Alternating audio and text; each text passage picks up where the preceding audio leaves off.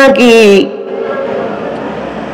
যুবক ইমামে আজম ইমাম আবু হানিফা রাহমাতুল্লাহি আলাইহি ডাক দেয়া বলেন, আমি যে জিনা করেছি, যার সাথে জিনা করেছি ও জানে, ও আসমানের মালিক ছাড়া আর কেউ জানে না। হুজুর আপনি কেমনে জানলেন আমি যে জিনা করেছি? ইমামে আজম ইমাম আবু হানিফা রাহমাতুল্লাহি আলাইহি ডাক দেয়া বলেন, তুমি যখন ওযু করতেছিলে, ওযুর পানির সাথে জিনার গুনাহগুলা ভাইসা ভাইসা যাইতেছে, এটা আমি আমার চোখ দিয়ে দেখছি। আল্লাহু আকবার, আল্লাহ, চোখ দিয়ে দেখছেন ইমামে আজম ইমাম আবু হানিফা রাহমাতুল্লাহি আলাইহি। ইমামে আজম ইমাম আবু হানিফা রাহমাতুল্লাহি আলাইহি ওযু করতেছিলেন, যুবক ওযুর পানির সাথে চুরির গুনাহগুলা ভাইসা ভাইসা যায়, এটা আবু হানিফা রাহমাতুল্লাহি আলাইহি দেখছেন। ওযুর পানির সাথে জিনার গুনাহগুলা ভাইসা যায়, এটা হযরত আবু হানিফা রাহমাতুল্লাহি আলাইহি দেখছেন। আল্লাহর রাসূলের উপরে রহমত পড়তেছে, এটা হযরত আয়েশা সিদ্দিকা রাদিয়াল্লাহু তাআলা আনহা দেখছেন। এমন চোখ যদি কেউ বানাইবার চায় তাহলে তো বসিরাতের চোখ লাগে। এমন সুন্দর জবান যদি কেউ বানাইবার চায়, এমন চোখের দাম যদি আল্লাহ তাআলার কাছে বাড়াইবার চায়, তাহলে ওই চোখ দিয়া গুনাহ করা যায় না। জবানের দাম যদি আল্লাহ তাআলার কাছে বাড়াইবার চায়, জবান দিয়া গুনাহ করা যায় না। কলিজার দাম যদি আল্লাহ তাআলার কাছে বাড়াইবার চায়, তাহলে কলিজা দিয়া কখনো খারাপ ধারণা করা যায় না। কলিজাটা পাক রাখতে হয়, কলিজা দিয়া কখনো গুনাহ করা যায় না, কোনো খারাপ কোনো পরিকল্পনা করা যায় না, তাহলে ওই কলিজার দাম হয়। মুহতারাম হাজিরিন, সাহাবী হযরত উমরের চোখের দাম কেমন ছিল, জিহ্বার দাম কেমন ছিল?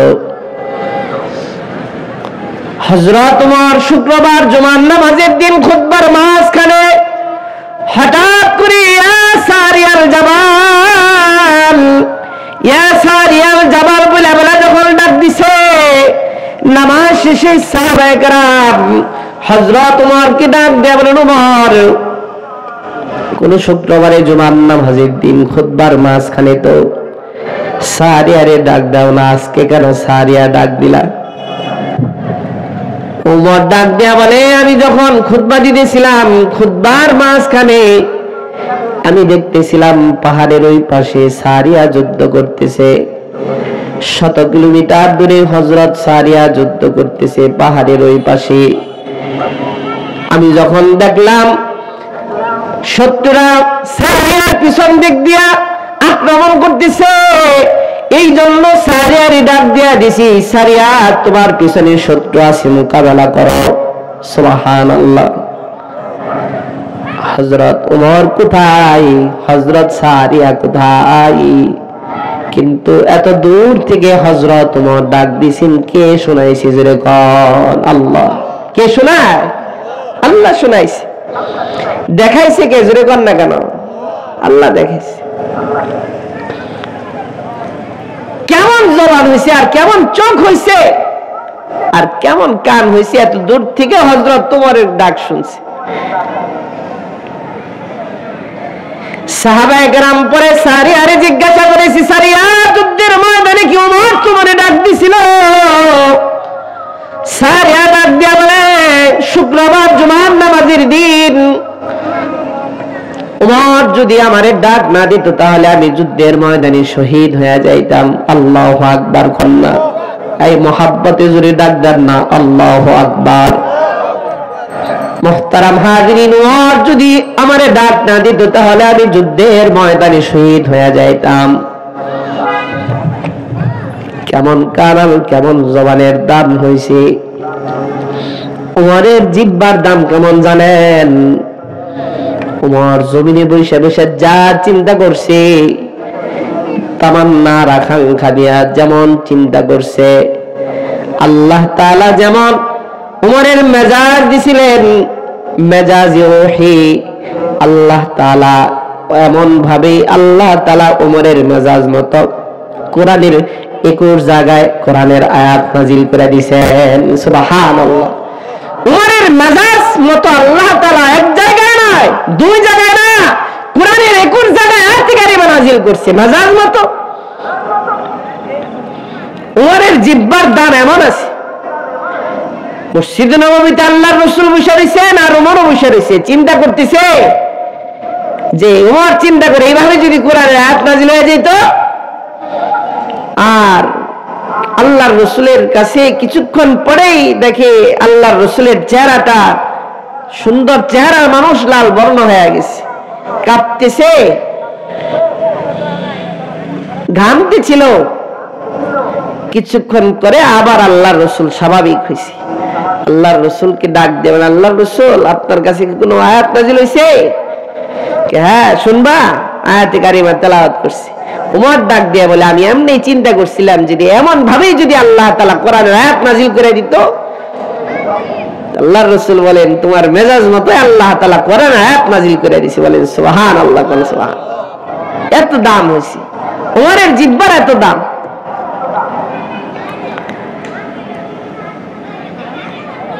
আল্লাহ তাআলার কথাকে হযরত ওমরের কলিজার ভিতরে হালকা করছেন, এত দামি কলিজা হয়েছে। ওমরের জিহ্বার যে এত দাম, আরেকটা গল্প বলে আমি আমার বয়ানে যাব। হাসান বসরি রাহমাতুল্লাহ আলাইহি নাম আপনারা এই পৃথিবীর কেউ জানে না, সবাই হাসান বসরি রাহমাতুল্লাহ আলাইহি জানে যে আল্লাহর জবরদস্ত একজন আল্লাহর ওলি। কিন্তু যেদিন হাসান বসরি রাহমাতুল্লাহ আলাইহি যেদিন প্রথম জন্মগ্রহণ করেন, তার বাবা শিশু বাচ্চা হাসান বসরি রাহমাতুল্লাহ আলাইহিকে লইয়া উমরের দরবারে নিয়ে যায়। উমরের দরবারে নিয়ে যাওয়ার পর উমরকে ডাক দেন, উমর আমার বাচ্চার একটা নাম তুমি রেখে দাও। আর উমরকে ডাক দেয়া বলেন, ও উমর তোমার হাত দিয়ে আমার বাচ্চার প্রথম খাবারটা তোমার হাত দিয়ে তুলে দাও। এটাকে তাহনিক বলা হয়, তাহনিক। হযরত উলামায়ে কেরাম সারা তাহনিক জানে না আর বুঝেই না, তাহনিক কারে কয় আবার। বাচ্চা যখন হয় কোন তাহাজ্জুদের লজ্জাত যাদের কাছে আছে, নামাজের লজ্জাত যাদের কাছে আছে, ইবাদতের লজ্জাত যাদের কাছে আছে, রিকশাওয়ালা হইতে পারে, ভ্যানওয়ালা হইতে পারে, কিন্তু ইবাদত আছে সুন্দর, তার জীবনের হায়াতের জিন্দেগিতে ইবাদত সুন্দর। ওই সুন্দরওয়ালা মানুষকে দিয়ে প্রথম বাচ্চার মুখে খাবার তুলে দেওয়ার ডাক তাহনিক বলে। এ দুনিয়ার মানুষ জানে না, হাসপাতালের বেডের ভিতরে বাচ্চা হয়, তার নার্স দিয়া প্রথম বাচ্চার খাবার তুলে দেয়। এ জীবনে নামাজ পড়ে কিনা সন্দেহ আছে, ঠিক কিনা যদি বললে কেন? নামাজ পড়ে তো দূরের কথা, পশ্চিম দিকে আসার উপরে কিনা সন্দেহ আছে, এমন মানুষ দিয়া বাচ্চার প্রথম খাবারটা তুলে দেয়। মুহতারাম হাজিরিন, এই জন্য আমাদের বাচ্চাদের আখলাক সুন্দর হয় না, আচরণ সুন্দর হয় না, নামাজিওয়ালা হয় না, তাহাজ্জুদ গুজারওয়ালা হয় না। আল্লাহওয়ালা মানুষ দিয়ে বাচ্চার মুখে যখন খাবার না দেওয়া হয়, বরকত নষ্ট হয়ে যায়। মুহতারাম হাজিরিন, হাসান বসরি রাহমাতুল্লাহ আলাইহি শিশু বাচ্চা তার বাবা হযরত ওমরের দরবারে নিয়ে আইসা পর হাসান বসরি রাহমাতুল্লাহ আলাইহি শিশু বাচ্চা কোলে লইয়া ওমরকে ডাক দেয়া বলেন, ওমর আমার বাচ্চার একটা নাম রেখে দাও। বাচ্চার চেহারাটা দেখে দেখে সুন্দর, এই জন্য নাম রাখছে হাসান। বসরায় থাকে, এবার সবাই হাসান বসরি বলে ডাকছে। এবার হযরত ওমর হাসান বসরি রাহমাতুল্লাহ আলাইহি বাবাকে ডাক দেয়া বলে, এই বাচ্চার বাবা, তোমার বাচ্চার মুখে যে মধু, চিনি, খেজুর কোনো কিছু খাইয়া দেব, কোনো কিছু আনছেন? হাসান বসরি রহমাতুল্লাহ আলাইহির বাবা ওমরকে ডাক দেয়া বলেন, ওমর, আমার মনের খুব তামান্না আকাঙ্ক্ষা, তোমার জিহ্বার তো অনেক দাম, তোমার কলিজার তো বেজায় দাম, তুমি জমিনে বসে বসে যা চিন্তা করো তাই আসমান থেকে নাজিল হয়ে যায়। আমার মনের আকাঙ্ক্ষা ওমর, আমার মনের তামান্না ওমর, তোমার জিহ্বার লালা যদি আমার বাচ্চার প্রথম খাবার হয়, বাবা হিসেবে আমি ধন্য হয়ে যাব। আল্লাহু আকবার, বল আল্লাহু আকবার। উমরের জিহ্বার লালা হাসান বসরি রহমাতুল্লাহ আলাইহির প্রথম খাবার হয়েছে। ইতিহাস খুঁজে দেখেন যে হাসান বসরি রহমাতুল্লাহর জবরদস্ত একজন আল্লাহর ওলি হয়েছে, এটা একটা কারণ, এর মধ্যে অনেকগুলো কারণের ভিতরে এটা একটা কারণ। সূরা ফাতিহা আর কোরআন 1400 থেকে 1450 ধরে আছে, আগে নাজিল হয়েছে। সাহাবায়ে কেরাম, তাবেঈন, মুজতাহিদিন সবাই কোরআন পড়ে তারা ফায়দা হয়েছে, কলিজার ফায়দা হয়েছে, শেফা হয়েছে, পানির ভিতরে ফু দিলে খাইলে এটাও শেফা হয়েছে। সেই সূরা ফাতিহাই তো আছে, সেই কোরআনই তো আছে, কিন্তু আমাদের কাজে লাগে না কেন? আসলে আমাদের জবান নষ্ট হয়ে গেছে, আমরা আমাদের জবান নষ্ট করছি। মুহতারাম হাজিরিন, এই জন্য দিল দিয়া নিজের দিলকে কখনো খারাপ করা যায় না। আমি কথায় কথায় কয়েকটা কথা বলে ফেলাইছি আপনাদের সামনে। আমি আপনাদের সামনে সূরা 3 30 নম্বর পারার কয়েকটি আয়াত তেলাওয়াত করছি আমি আপনাদের সামনে। তার দোয়া করেন আমার জবান থেকে এমন কিছু কথা আল্লাহ তাআলা বের করে দেখ, যে কথাগুলো বক্তা শ্রোতা সকলের জন্য নাজাতের জরিয়া হয়ে যায়। সকলে বলেন আমিন। ওয়াত্তিন ওয়াজ্জাইতুন ওয়া তুরি সিনিন ওয়া হাযাল বালাদিল আমিন লাকাদ খালাকনাল ইনসানা ফি আহসানি তাকওয়িম। আল্লাহ তাআলা ডাক দেয়া বলেন, তিনের কসম, জাইতুনের কসম, তুর পর্বতের কসম, পবিত্র মক্কা শহরের কসম, তিনের কসম, কসম খাইছেন আল্লাহ তাআলা আয়াত দিয়া। আল্লাহ তাআলা মানুষ বানানোর জন্য আল্লাহ তাআলা বলেন, আমি সবচেয়ে অবাধ সুন্দর করে আমি মানুষ বানাইলাম। লাকাদ খালাকনাল ইনসানা ফি আহসানি তাকওয়িম। আল্লাহ তাআলা মানুষকে বানাইছেন কসম খায়া।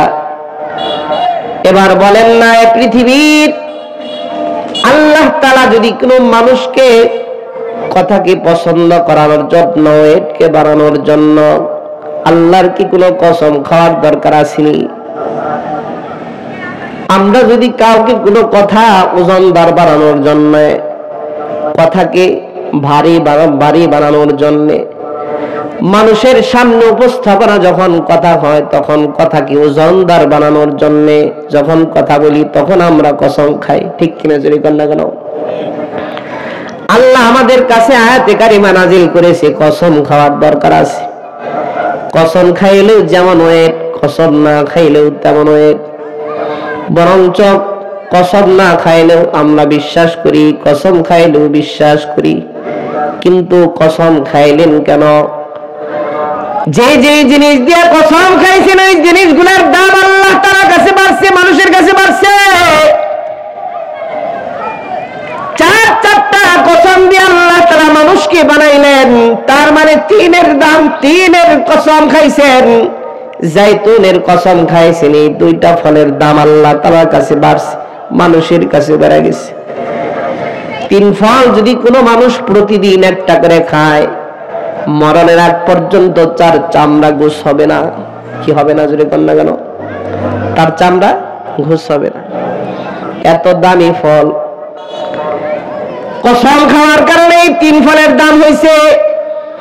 মুহতারাম হাজিরিন, তুর পর্বতের কসম, যে মুসা কালিমুল্লাহ তুর পাহাড়ে জুতা নিয়ে যখন উঠতে চাইছিলেন, আল্লাহ তাআলার শাজিম থেকে মুসা কালিমুল্লাহকে ডাক দেয়া, বলেন মুসা,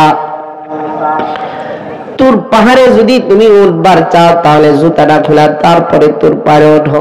তার কারণ জানো, আমি তোর পাহাড়ের কসম দিয়ে আমি আল্লাহ মানুষদেরকে বানাইছি। পবিত্র শহর, এটা পবিত্র একটা পাহাড়, এটা এমনি ওঠো না। মুহতারাম হাজিরিন, পবিত্র মক্কা শহরের কসম, যেই পবিত্র মক্কা শহরের কসম, এই শহরের ভিতরে এমন একটা পাথর আছে, পাথরের ভিতরে চুমা দিলে আল্লাহ তাআলা তার জীবনের গুনাহ মাফ হয়ে যায়। এমন একটা ছোট্ট ঘর আছে, এমন দামি ঘর, যে জায়গায় 7 বার তওয়াফ করলে জীবনের গুনাহ মাফ হয়ে যায়। এমন একটা মক্কা শহরের ভিতরে জায়গা আছে যেখানে প্রথম কোরআন নাজিল হয়েছে। ইকরা বিসমি রাব্বিকাল্লাযী খালাক, খালাকাল ইনসানা মিন আলাক, ইকরা রাব্বুকাল আকরাম আল্লাযী আল্লামা বিল কলাম, আল্লামাল ইনসানা মা লাম ইয়ালাম। আল্লাহ তাআলা কোরআনে নাজিল করে দিয়েছেন একটা দামি জায়গা, অনেক দামি জায়গা। যারা সৌদি আরব গেছেন তারা জানেন, এখনো দেওয়ালে দেওয়ালে লেখা আছে, কোন কাফির মুশরিক বেঈমানরা বিনা অনুমতিতে পবিত্র মক্কা শহরের ভিতরে ঢুকতে পারবি না। ঠিক কিনা যদি কোন না কেন? এই চারটা কসম দিয়ে আল্লাহ তাআলা মানুষদেরকে বানাইলেন। আল্লাহ তাআলা ডাক দেয়া বলেন, লাকাদ খালাকনাল ইনসান ফি আহসানি তাকওয়িম। আল্লাহ তাআলা ডাক দেয়া বলেন, চারটা কসম দিয়ে আমি আল্লাহ তাআলা মানুষদেরকে বানাইলাম। আল্লাহ তাআলা বলেন, মানুষ শুধু আমি বানাই নাই, এ পৃথিবী দেখো তো, আসমানকে আমি ঝুলাইয়া রাখছি, আসমানও আমি আল্লাহ বানাইছি। এই জমিনটা দেখো রাখছি, এই জমিনটা আমি পানির উপরে ভাসায় রাখছি। চন্দ্র বানাইছি, সূর্য বানাইছি, লৌহ কলম বানাইছি, জান্নাত বানাইছি, জাহান্নাম বানাইছি। মুহতারাম হাজিরিন, সাগর বানাইছে, সাগরের মাছ বানাইছে, নদী বানাইছে, নদীর মাছগুলা বানাইছে, মাটির নিচে স্বর্ণের খনি আল্লাহ তাআলা বানাইছেন, মাটির নিচে তুলির খনি, তুলের খনি আল্লাহ তাআলা রাখছেন, রূপার খনি আল্লাহ তাআলা রাখছেন। আল্লাহ তাআলা বলেন, যা দেখো আমি আল্লাহ সব বানাইলাম। আল্লাহ তাআলা ডাক দেয়া বলেন, ইন্নামা আমরুহু ইযা আরাদা শাইআন আইয়াকুলা লাহু কুন ফায়াকুন। আল্লাহ তাআলা ডাক দেয়া বলেন, আমি যা দুনিয়ার ভিতরে যা কিছু দেখো আর যা কিছু না দেখতে পাও, সব কিছু আমি আল্লাহ কোন আর ফায়াকুনের মাধ্যমে আমি আল্লাহ তাআলা বানাইলাম। কিন্তু আমি একটা জাতিকে, মানুষকে, আশরাফুল মাখলুকাতকে আমি আল্লাহ নিজের হাতে কুদরতে হাত দিয়ে আমি আল্লাহ মানুষকে বানাইলাম। আল্লাহু আকবার, আল্লাহু আকবার। আল্লাহ তাআলা সবচেয়ে মায়া ভালোবাসা দিয়া আল্লাহ তাআলা মানুষ সৃষ্টি করেছেন, বলেন সুবহানাল্লাহ। এই আল্লাহ যে মানুষ বানাইলেন, নিজের কুদরতি হাত দিয়ে বানাইলেন, এটার ভিতরে মায়া আছে না নাই? এই যদি কন্যা মায়া আছে না নাই? আমাদের কোন বাচ্চা, ছোট বাচ্চারা যখন দেখবেন মাটি দিয়ে কোনো জিনিস বানায়, অথবা যদি কোনো খেলনা বানায়, আমার বাচ্চা যদি কোনো খেলনা বানায়, ওইটা যদি আপনি যদি দেখেন ভেঙে ফেলাইন, যদি ভেঙে ফেলান, তাহলে ওর প্রতি ওটার ভিতরে খুব মায়া থাকে, আছে না নাই? মায়া থাকে না? আপনি কোন জিনিস যদি নিজের হাতে গড়েন, বানান, তাহলে দেখবেন ওই জিনিসের প্রতি আপনার মায়া আছে, মায়া থাকে। মুহতারাম হাজিরিন, তার মানে দুনিয়ার ভিতরে, দুনিয়ার মানুষ যদি একটা ছোট্ট একটা জিনিস তৈরি করে ফেলায়, ওই জিনিসের প্রতি, ওই মানুষের প্রতি ভালোবাসা হয়ে যায়। আল্লাহ তাআলা ডাক দেয়া বলেন, আমি নিজের কুদরতে হাত দিয়ে আমি আল্লাহ মানুষকে বানাইছি। আমি এই মানুষকে বানানোর পর তো আমি কখনো চিন্তা করি না এরা মানুষকে আমি জাহান্নামে দিব। এই জন্য আল্লাহ তাআলা বলেন, আমি যেদিন আলামে আরহার মধ্যে যেদিন একটা একটা রূহ আমি বানাইছি, প্রত্যেকটা রূহের জন্য আল্লাহ তাআলা একটা করে জান্নাত বানায় রাখছেন। আল্লাহু আকবার, আল্লাহু আকবার। প্রত্যেকটা রূহের জন্য আল্লাহ তাআলা একটা করে জান্নাত বানায় রাখছেন। কখন? যেদিন আলামে আরহার মধ্যে যেদিন রূহ বানাইছেন। যেদিন আল্লাহ তাআলা রূহ বানাইছে ওই দিনই প্রত্যেকটা রূহের নামে আল্লাহ তাআলা একটা করে জান্নাত বানাইছেন। তার মানে আল্লাহ তাআলা কি পরিমাণে যে মানুষকে আল্লাহ তাআলা বেশি ভালোবাসেন এটা একটা উদাহরণ দিলে আপনারা ভালো করে বুঝবেন। হযরত নূহ পয়গম্বরের নাম আপনারা শুনেছেন। 900 থেকে 950 বছর কালেমার দাওয়াত দিয়েছে। ইতিহাস বলার কথা না, এখান থেকে ছোট্ট একটু উপলব্ধি বের করে আপনাদের সামনে উপস্থাপনা করবার চাই যে শুধু আল্লাহ তাআলা কি পরিমাণে মানুষকে ভালোবাসেন। মুহতারাম হাজিরিন, কোন পয়গম্বর যদি আল্লাহর কাছে দোয়া করে সাথে সাথে পয়গম্বরের দোয়া নবীদের দোয়া কবুল হয়ে যায়, ঠিক কিনা জোরে বলেন না কেন? নূহ পয়গম্বর আল্লাহর কাছে দোয়া করছে, আল্লাহ এরা আমারে মারে, 900 থেকে 950 বছর এদের পিছনে খাটলাম, এরা কালেমাওয়ালা হয় না, আমারে চিনে না, আল্লাহ তোমারে চিনল না, এই জন্য এদেরকে আল্লাহ আপনি ধ্বংস করে দেন। কিছু মানুষ মুসলমান হইল, নৌকার উপরে চললো, ইমানদারেরা সব মানুষ ভেসে দুনিয়ার ভিতর থেকে আহা করে চিৎকার করে দুনিয়ার থেকে মারা গেল। মুহতারাম হাজিরিন, সমস্ত ইতিহাস হয়ে যাওয়ার পর ঘটনা বলা শেষ। শেষে যাওয়ার পরে আল্লাহ তাআলা হযরত নূহ পয়গম্বরকে ডাক দেয়া বলেন, নূহ রে, তোমার দোয়া আমি কবুল করছি, তুমি যা বলছো আমি তাই শুনছি। নূহ রে, এবার আমার কথা তুমি একটা শোনো। নূহ পয়গম্বর আল্লাহকে ডাক দেয়া বলেন, জি আল্লাহ। আল্লাহ তাআলা ডাক দেয়া বলেন, এবার তুমি তোমার হাত দিয়া কাদা মাটি দিয়া কিছু পাত্র বানাও। নূহ পয়গম্বর নিজের হাত দিয়া কিছু কাদা মাটি দিয়া পাত্র বানান শুরু করলেন। পাত্র যখন বানাইলেন, পাত্র বানানোর পর বৃষ্টি আসলে ঘরে লয়ে যায়, আবার রোদ্রের তাপ যখন আসে রোদ্রের তাপে শুকিয়ে দেয়। মুহতারাম হাজিরিন, রোদ্রের তাপে যখন শুকিয়ে দেয় তখন পাত্রগুলা যখন হয়ে যায় কমপ্লিট, আল্লাহ তাআলা হযরত নূহ পয়গম্বরকে ডাক দেয়া বলেন, নূহ রে, এবার আমার একটা কথা শুনো। নূহ, নিজের হাতের ভিতরে একটা লাঠি নাও। লাঠি। নূহ পয়গম্বর একটা লাঠি নিছে। আল্লাহ তাআলা ডাক দেয়া, নূহ রে, নিজের হাতের লাঠি দিয়া নিজের হাত দিয়া যে পাত্রগুলা বানাইছো ওই পাত্রগুলা একটা একটা একটা করে তুমি